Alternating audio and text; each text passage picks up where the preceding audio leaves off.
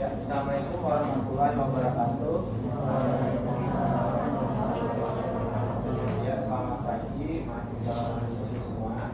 Mahasiswa program studi S1 Akuntansi Fakultas Ekonomi dan Bisnis Universitas Banjarmasin tahun 2024. Baiklah, pada pertemuan kali ini, pertemuan yang kedua, insyaallah akan disampaikan presentasi dari kelompok 1 yang terdiri dari pertama mahasiswa bernama Taufik Al-Ghifari. Apakah sudah hadir? Oke. Yang kedua mahasiswa kedua Eva Putri Tambunan. Oke. Yang ketiga Muhammad Rifki. Kemudian yang keempat Sri Yulianti, dan yang terakhir Yolanda Dwi Pastika. Oke, semua sudah berhadir ya. Ada 5 orang ya, dari kelompok 1. Jadi kelompok 1 akan menyampaikan materi terkait pengukuran kegiatan ekonomi makro. Kepada kelompok 1, waktu dan tempat silakan. Assalamualaikum warahmatullahi wabarakatuh. Waalaikumsalam warahmatullahi wabarakatuh. Terima kasih sebelumnya kepada Bapak Dr. Insinyur Syahrial Sadiq, MM, karena sudah menjadi dosen pengampu pada mata kuliah ekonomi makro, dan terima kasih juga kepada teman-teman yang sudah menghadiri perkuliahan pada pagi hari ini. Kami dari kelompok 1 akan mempresentasikan pengukuran kegiatan ekonomi makro. Sebelumnya, kelompok 1 terdiri dari Eva Putri Tambunan, Muhammad Rifki, Taufik Al-Ghifari, saya sendiri, Sri Yulianti, dan Yolanda Dwi Pastika. Sebelum kita masuk ke pembahasan, kita masuk ke dalam latar belakang pengukuran kegiatan ekonomi makro. Latar belakang dari pengukuran kegiatan ekonomi makro adalah ekonomi makro atau makroekonomi adalah studi tentang ekonomi secara keseluruhan. Makroekonomi ini menjelaskan perubahan ekonomi yang mempengaruhi banyak masyarakat, perusahaan, dan pasar. Ekonomi makro dapat digunakan untuk menganalisis cara terbaik untuk mempengaruhi target-target kebijaksanaan seperti pertumbuhan ekonomi, stabilitas harga, tenaga kerja, dan pencapaian keseimbangan neraca yang berkesinambungan. Meskipun ekonomi makro merupakan bidang pembelajaran yang luas, ada 2 area penelitian yang menjadi ciri khas disiplin ini. Kegiatan untuk mempelajari sebab dan akibat dan fluktuasi penerimaan negara jangka pendek atau siklus bisnis, dan kegiatan untuk mempelajari faktor penentu dari pertumbuhan ekonomi jangka panjang atau peningkatan pendapatan nasional. Kemudian model makroekonomi yang ada dari prediksi-prediksi yang ada jamak digunakan oleh pemerintah dan korporasi besar untuk membantu pengembangan dan evaluasi kebijakan ekonomi dan strategi bisnis. Kemudian pembahasan kita ada 3. Yang pertama yaitu bagaimana pengukuran kegiatan ekonomi, dan yang kedua menjelaskan indeks harga, laju inflasi, dan laju perubahan ekonomi. Kemudian yang ketiga ada apa manfaat dan kendala dalam perhitungan pendapatan. Materi pertama akan saya jelaskan sendiri, apa itu pendapatan nasional. Pengertian dari pendapatan nasional yaitu kemajuan atau kemunduran atau tingkat perkembangan ekonomi suatu negara dapat dilihat melalui laporan pendapatan nasional dan neraca produk. Kemudian kunci dalam laporan pendapatan dan produk nasional adalah Gross National Product atau GNP dan Gross Domestic Product atau GDP, yang arti dari kedua konsep ini tersebut adalah nilai dari keseluruhan produk atau barang dan jasa yang dihasilkan oleh suatu negara selama 1 tahun tertentu. Kemudian pendapatan nasional GNI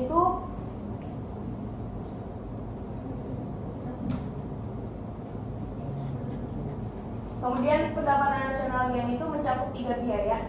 Yang pertama ada biaya atau upah yang dibayarkan kepada tenaga kerja, uang sewa yang dibayarkan kepada pemilik tanah, dan yang ketiga ada bunga yang dibayarkan pada pemilik modal. Kemudian sedangkan produk nasional GNP itu pengeluaran rumah tangga untuk membeli barang-barang konsumsi. Terus ada pengeluaran RTP untuk keperluan investasi. Dan yang ketiga ada pengeluaran RTN untuk barang keperluan pemerintah atau government. Selanjutnya produk nasional dalam arti real, nominal, dan deflator. GNP nominal merupakan nilai produk dihitung berdasarkan harga yang berlaku ketika produk tersebut dihasilkan. Kemudian GNP real merupakan nilai produk dihitung berdasarkan harga tahunan tertentu yang ditetapkan sebagai tahun dasar tahun ini terdahulu, maaf teman-teman. Kemudian ada deflator GNP yang merupakan indeks harga, yang kemudian nilai deflator GNP ini dihitung dengan cara membagi GNP nominal dengan GNP real. Kemudian ada perbedaan istilah nasional dengan domestik pada nilai produk suatu negara.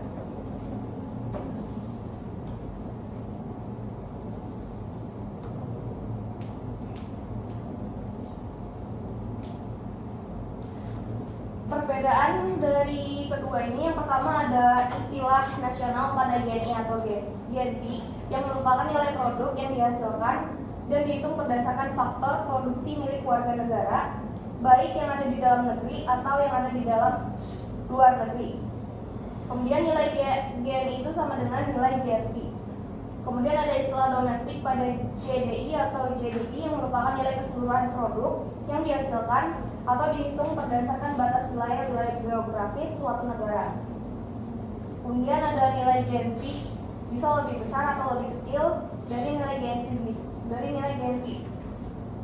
Ini itu double, maaf teman-teman. Yang pertama adalah apabila dalam suatu negara GNP kurang dari GDP, itu artinya peranan modal luar negeri di negara itu lebih besar daripada penanaman modal negara itu di luar negeri. Kemudian sebaliknya, apabila suatu negara GNP-nya lebih besar daripada GDP-nya, berarti penanaman modal luar negeri di negara itu lebih kecil daripada penanaman negeri itu di luar negeri. Kemudian selanjutnya akan dijelaskan oleh Rifki.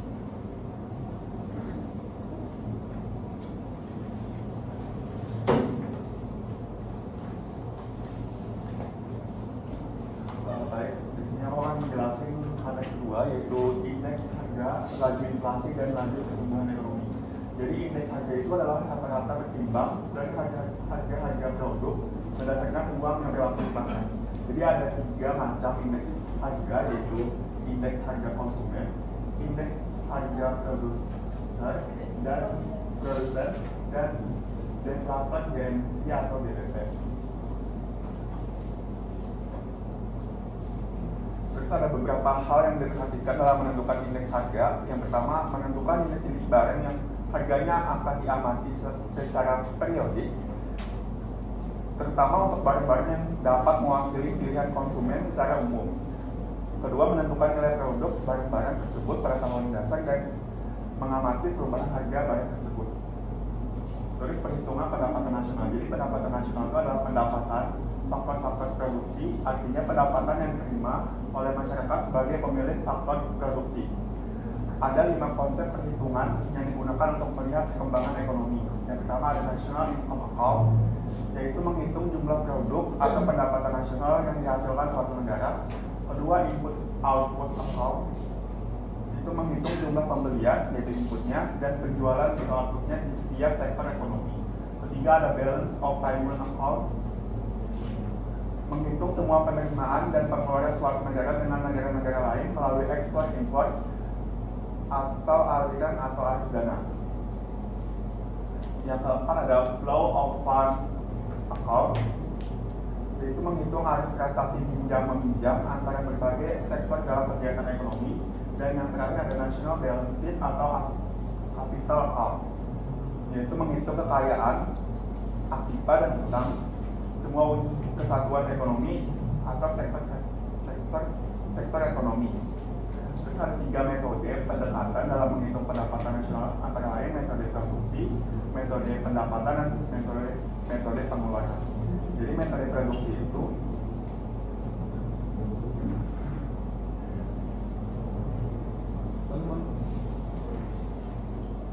metode produksi itu adalah pendapatan nasional dihitung dengan cara menjumlahkan nilai produksi yang diciptakan oleh tiap-tiap sektor ekonomi selama satu periode tertentu.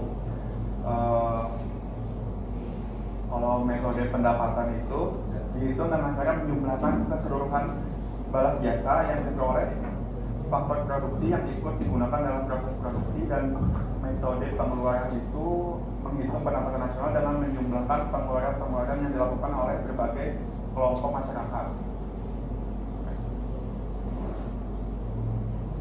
Dari sisi produk, GNP itu dipandang sebagai hasil penjumlahan dari pengeluaran konsumsi rumah tangga untuk pembelian barang dan jasa.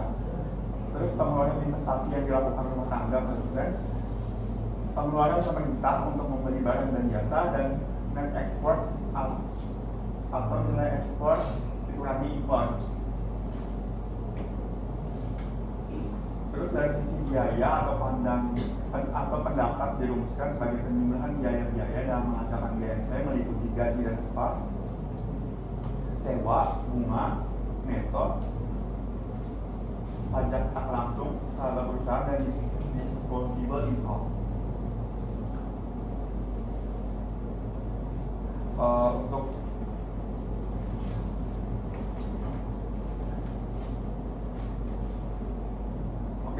itu saja yang dapat aku sampaikan. Selanjutnya akan disampaikan oleh Yolanda.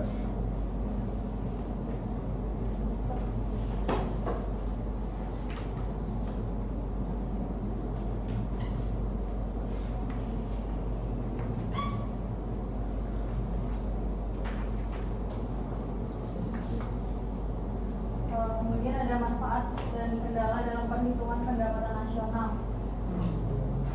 Kegiatan secara umum perhitungan pendapatan nasional bermanfaat untuk melihat perkembangan kegiatan-kegiatan perekonomian yang terjadi dan dapat dicapai oleh suatu negara. Contohnya mengetahui dan menelaah struktur atau susunan perekonomian. Ini pendapatan nasional membantu menganalisis kontribusi sektor ekonomi terhadap pendapatan total, mengidentifikasi sektor yang dominan atau perlu perhatian. Yang kedua, membandingkan perekonomian dari waktu ke waktu. Data pendapatan nasional memungkinkan evaluasi pertumbuhan, kontraksi, atau stabilitas ekonomi suatu negara selama beberapa tahun. Yang ketiga, membandingkan perekonomian antar daerah. Pendapatan nasional memfasilitasi perbandingan kinerja ekonomi antar daerah, membantu mengidentifikasi disparitas dan merancang kebijakan pembangunan ekonomi. Yang keempat, merumuskan kebijakan-kebijakan pemerintah. Informasi pendapatan nasional menjadi dasar untuk merumuskan kebijakan ekonomi, membantu pemerintah mengidentifikasi area yang memerlukan perhatian dan mengevaluasi efektivitas langkah-langkah ekonomi. Nah, kemudian sering juga ditemukan berbagai kendala dalam perhitungan pendapatan nasional. Yang pertama, data produksi dan pendapatan masyarakat yang diperoleh tidak lengkap. Nah, misalnya ketika menghitung pendapatan nasional, kurangnya data tentang sektor informal ekonomi atau transaksi ekonomi yang tidak tercatat dapat menyebabkan underestimasi pendapatan nasional karena sebagian besar kegiatan ekonomi tidak terdokumentasikan. Yang kedua, data yang sudah tercatat bukan data yang akurat, tapi merupakan data-data estimate sehingga tingkat kepercayaan atau reliability dan kebenaran atau validity rendah. Nah, sebagai contoh itu ketika mencatat pengeluaran konsumen, data dapat didasarkan pada estimasi atau survei yang mungkin tidak sepenuhnya mencerminkan realitas. Nah, hal ini dapat mengakibatkan kesalahan dalam mengukur kontribusi sektor konsumsi terhadap pendapatan nasional. Ya, dari saya dilanjutkan sama dilanjutkan sama Eva.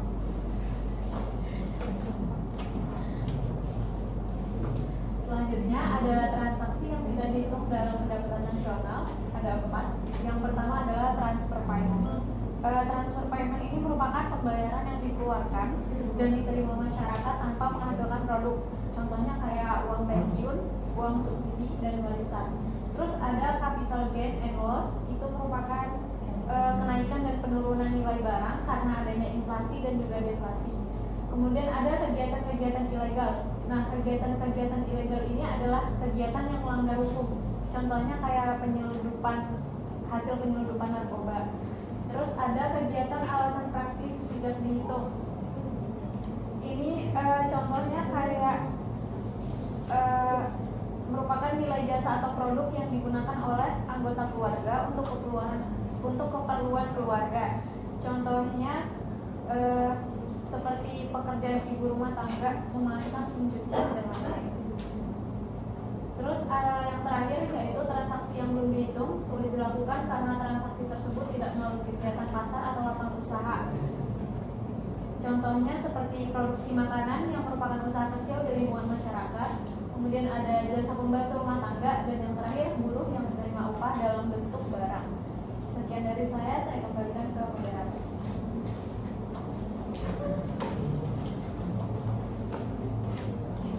Karena materinya udah habis, kita ke question and answer.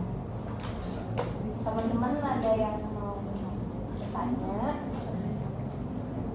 Yang mau bertanya boleh angkat tangan. Ya, silakan bagi mahasiswa-mahasiswa yang ingin bertanya kepada kelompok 1 terkait dengan materi pengumpulan kegiatan ekonomi makro ya. Baik tidak satu kelompok minimal satu penanya ya. Nanti silakan moderator atau perwakilan dari kelompok 1 mencatat siapa-siapa saja mahasiswa-mahasiswa yang aktif bertanya ya. Nanti insya Allah akan dapat nilai plus karena aktifan ini. Silakan kelompok 2 dan sampai dengan kelompok terakhir kalau ada pertanyaan terkait dengan materi pengumpulan kegiatan ekonomi kelompok 1.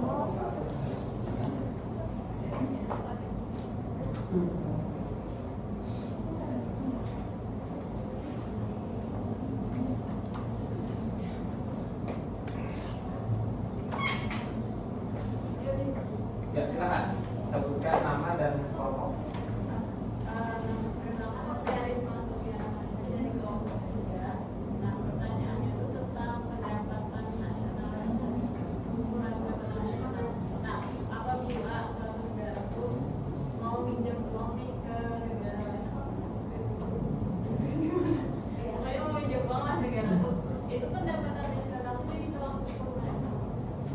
Dikirim aja kok pertanyaan. Oh, terus?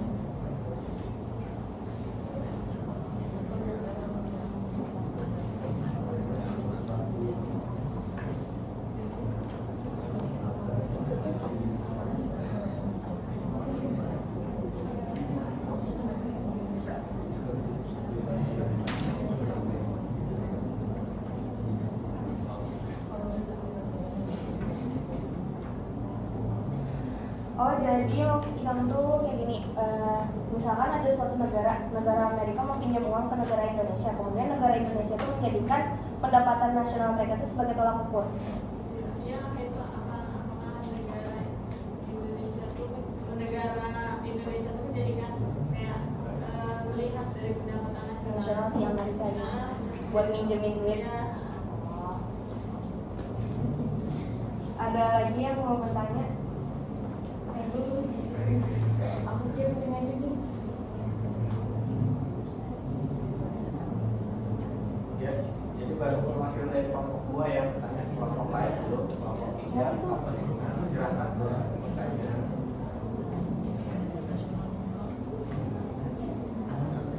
Oh ya, sebelum dilanjutkan, ini masih ada beberapa mahasiswa yang belum hadir.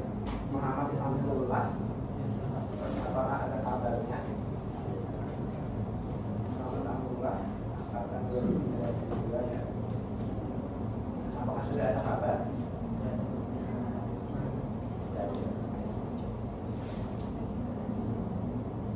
Masuk aja Pak. Nggak bisa dilihat.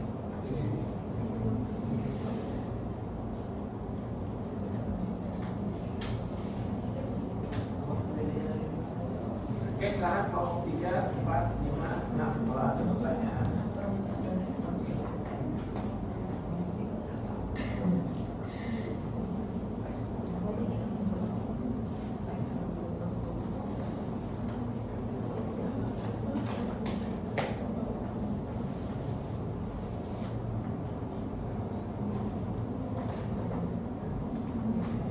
kalau belum ada pertanyaan, saya coba trigger pertanyaan ya terkait dengan pengumpulan kegiatan ekonomi makro.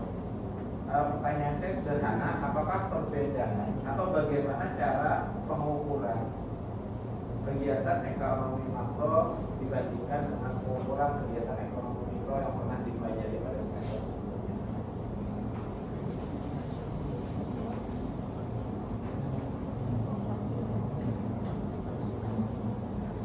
Dari teman-teman apakah ada yang mau bertanya lagi?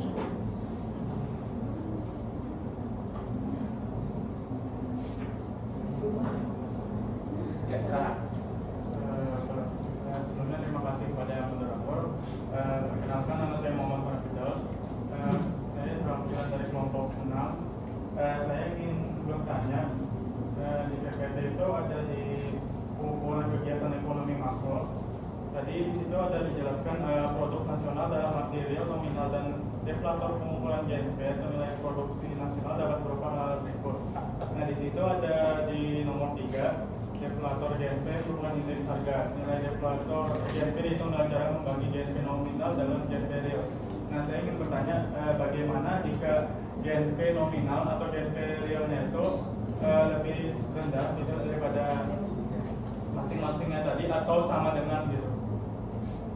Bagaimana dampak dari nilai suatu produk gitu dari negara? Kan itu merupakan indeks harganya tadi.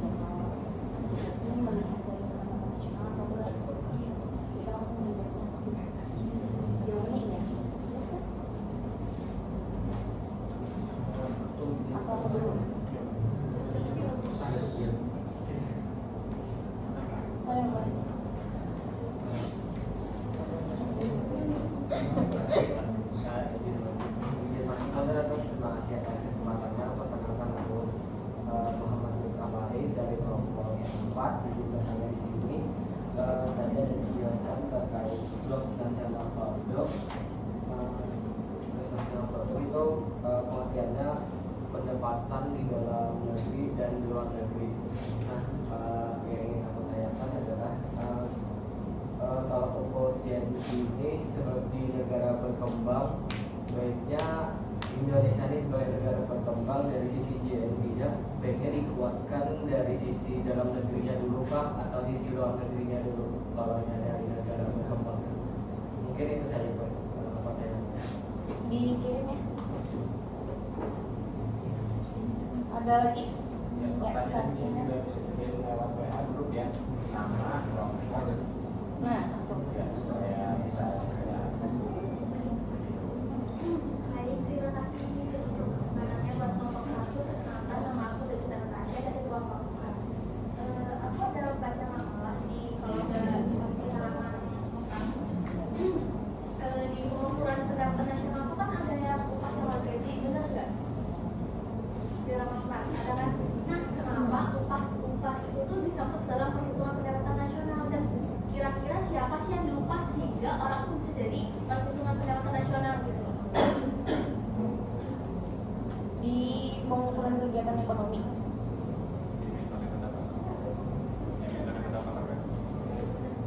Tasya.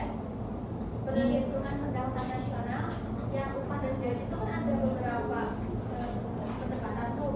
Nah, aku pengen nanya yang di bagian 1, upah dan gaji, kenapa jadi masuk perhitungan pendapatan nasional, dan siapa yang diupah lalu kenapa masuk perhitungan pendapatan nasional?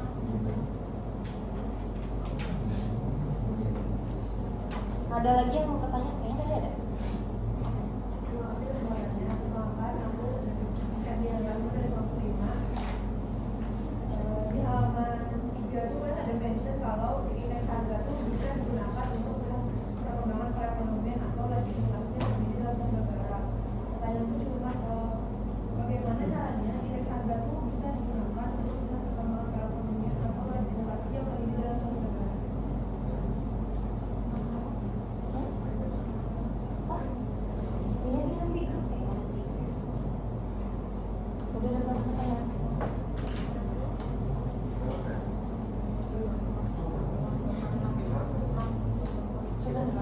Sudah.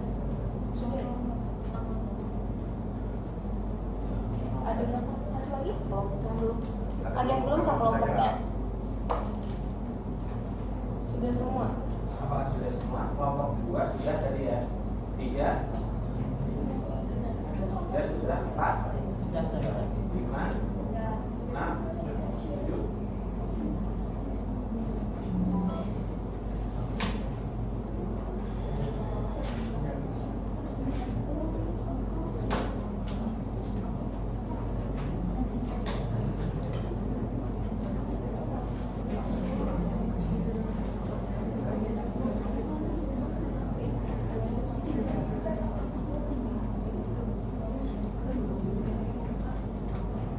Ya, silakan bisa disebutkan dulu ya.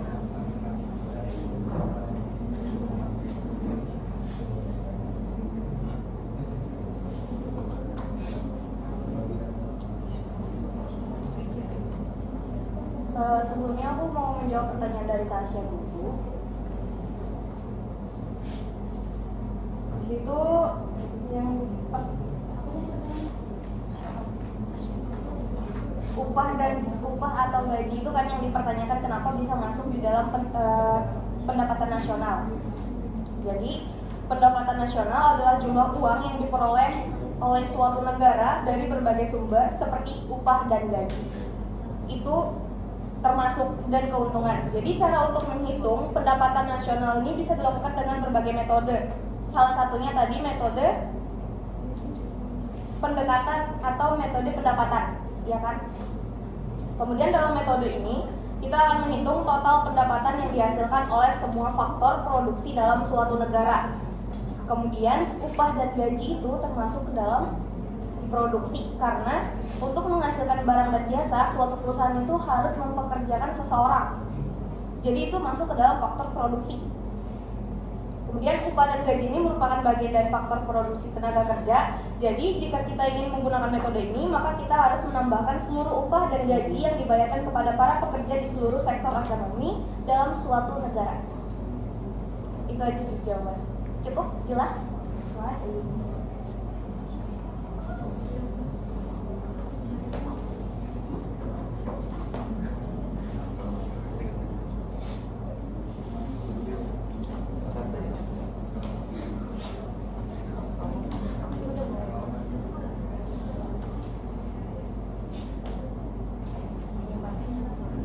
Baik, aku akan menjawab pertanyaan dari Mas Sophia. Jadi pertanyaan tadi adalah apakah perhitungan pendapatan nasional menjadi tolak ukur bagi suatu negara untuk memberikan utang untuk negara lain? Jawabannya itu iya, karena pendapatan nasional dapat menjadi faktor pertimbangan bagi negara yang memberikan pinjaman kepada negara lain. Tinggi rendahnya pendapatan nasional suatu negara peminjam dapat mempengaruhi persepsi risiko dan kemampuan negara tersebut untuk mengembalikan pinjaman. Faktor lain seperti rasio utang terhadap pendapatan nasional juga sering diperhitungkan dalam menilai keberlanjutan kebijakan pinjaman. Bagaimana, Isma? Perlu tambahan? Apa?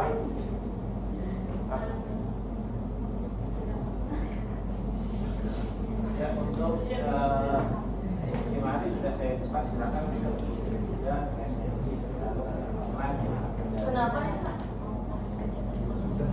Oh, udah.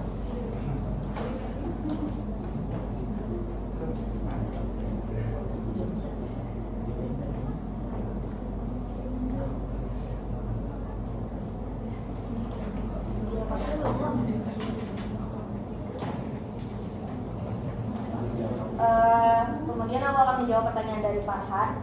Bagaimana sih membagi deflator itu yang bagian membagi nominal dan marginal? Ya kan? Sebelum kita masuk ke situ, jadi deflator JNP adalah sebuah indeks harga yang digunakan untuk mengukur perubahan nilai uang dalam suatu negara. Indeks ini dihitung dengan cara membagi JNP nominal atau jumlah keseluruhan produksi barang dan jasa dalam suatu tahun dengan JNP real jumlah keseluruhan produksi barang dan jasa yang disesuaikan dengan inflasi. Kalau nominal itu produksi barang dan jasa dalam satu tahun, sedangkan JNP real ini keseluruhan produksi barang dan jasa yang disesuaikan dengan inflasi. Jadi ketika barang nominal ini banyak, tapi harganya atau inflasinya biasa aja, jadi nominal sama real itu nggak bisa besar mana atau besar mana, nggak bisa, karena mereka sama dengan. Karena GNP real ini kan jumlah keseluruhan produksi barang dan jasa yang disesuaikan dengan inflasi. Inflasi kan tingkat pertumbuhan itu cepat atau tinggi. Jadi mereka itu kayak sama, karena dalam 1 tahun itu bisa menghadapi inflasi atau enggak. Terus dalam kata lain, deflator GNP juga membantu kita untuk melihat berapa banyak uang yang dibutuhkan untuk membeli produk-produk tertentu dari waktu ke waktu. Contohnya, jika deflator GNP naik sebesar 5%, maka artinya bahwa harga rata-rata semua barang dan jasa telah meningkat sebesar 5%. Sampai sini dapat kan GNP nominalnya naik, maka berarti harus disimbang. iya, dia sejalan. Terus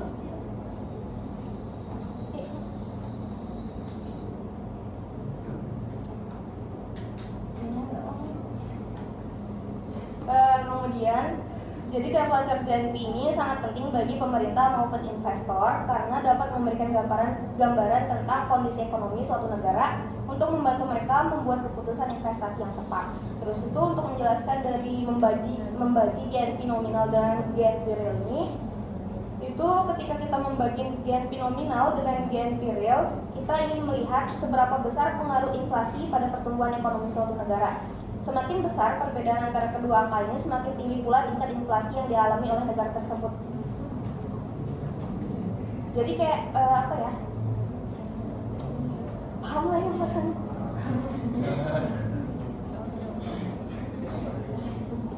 Terus betul.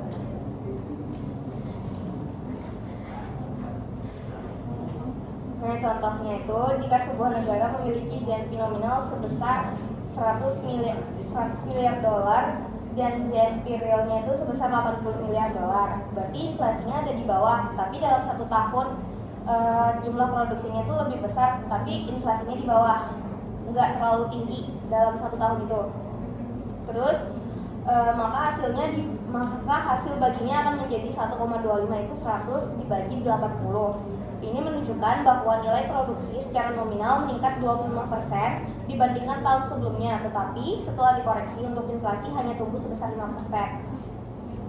Inflasinya cuma naik 5%. Terus tuh dalam kesimpulannya, pembagian antara dua jenis produk domestik bruto digunakan untuk menghitung dampak inflasi pada pertumbuhan ekonomi suatu negara.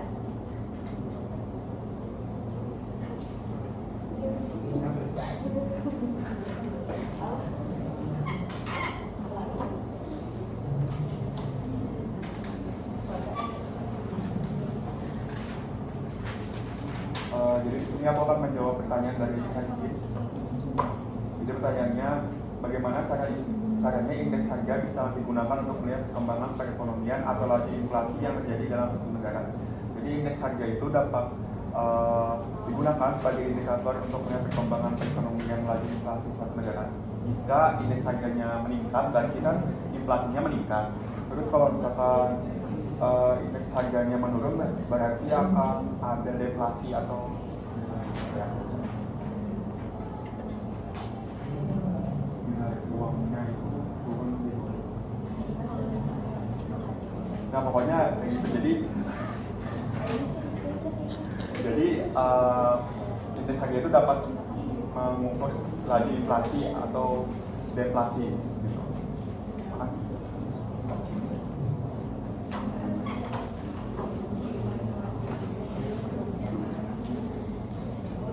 Menjawab pertanyaan dari Bapak tadi terkait dengan perbedaan cara pengukuran kegiatan ekonomi makro dan juga ekonomi mikro. Nah, jadi bedanya ini dari sisi ekonomi mikro itu memeriksa perilaku individu, perusahaan atau pasar tertentu terkait dengan analisis tentang bagaimana konsumen membuat keputusan pembelian, cara perusahaan menentukan harga, dan dinamika pasar tertentu.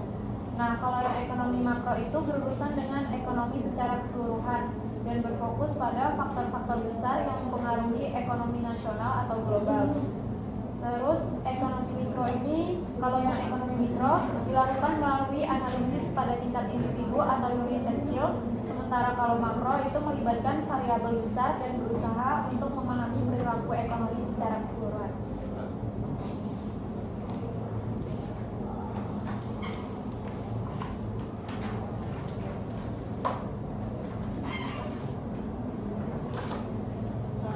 Mau jawab pertanyaan dari Farid. Pertanyaannya, pada Jeffrey itu terdapat penghasilan dari dalam negeri maupun luar negeri. Nah, untuk Indonesia sebagai negara berkembang, kira-kira apakah lebih fokus untuk meningkatkan penghasilan dalam negeri terlebih dahulu atau justru penghasilan luar negeri ketika ingin meningkatkan nilai GNP? Jadi sebagai negara berkembang, Indonesia dapat memilih untuk fokus pada peningkatan penghasilan dari dalam negeri terlebih dahulu. Hal ini dikarenakan dengan meningkatkan produksi dan konsumsi barang dan jasa dalam negeri akan membawa dampak positif bagi perekonomian nasional secara keseluruhan. Namun, tidak berarti Indonesia harus mengabaikan potensi penghasilan dari luar negeri. Dalam era globalisasi saat ini, perdagangan internasional menjadi semakin penting bagi pertumbuhan ekonomi suatu negara. Oleh karena itu, upaya untuk meningkatkan ekspor produk-produk lokal juga harus dilakukan agar dapat menambah sumber pendapatan dari luar negeri. Dengan kata lain itu, sebagai negara berkembang seperti Indonesia sebaiknya fokus pada peningkatan penghasilan dari dalam negeri terlebih dahulu, namun tetap tidak melupakan potensi penghasilan dari luar negeri melalui upaya-upaya ekspor produk-produk lokal. Fasilitas.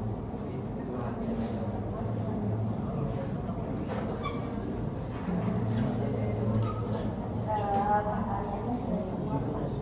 Sudah semua. Pertanyaan saya jawaban apa perbedaan pengumpulan tadi juga antara makro dan mikro ya. Oke, kalau sudah semua silakan bisa diberikan public statement atau conclusion dari pengumpulan kegiatan